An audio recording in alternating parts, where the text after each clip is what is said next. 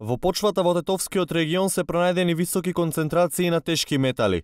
Екоактивистите предупредуваат на нивните анализи кои покажале дека земјата кај Јагуновце содржи арсен и тоа 2,5 пати над дозволената граница. Генерално почвата е загадена, меѓу другите тешки метали најопасен од оние што се присутни е арсенот.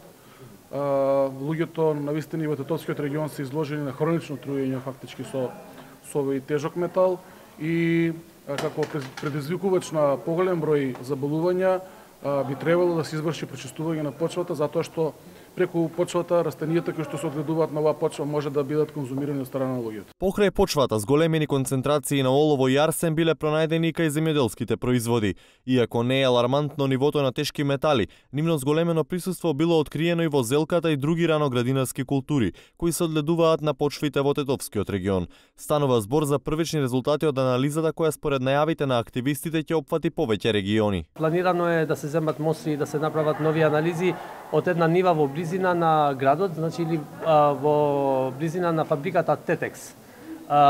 Вообичаено решивме во Тетово да земеме мостри од близина на фабриките за да видиме какво влијание имаат тие во земјоделската почва. Арсенот е докажан канцероген, а бројните студии покажале дека луѓето кои во текот на подолг временски период се изложени на високи нивоа, во текот на годините имаат поголеми шанси за појава на рак на кожата, на белите дробови и на уринарниот тракт.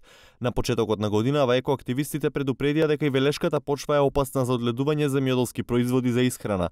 Нивото на присуство на олово е повеќе од двојно, а на кадмиум и за 5 пати повисоко од максимално дозволеното.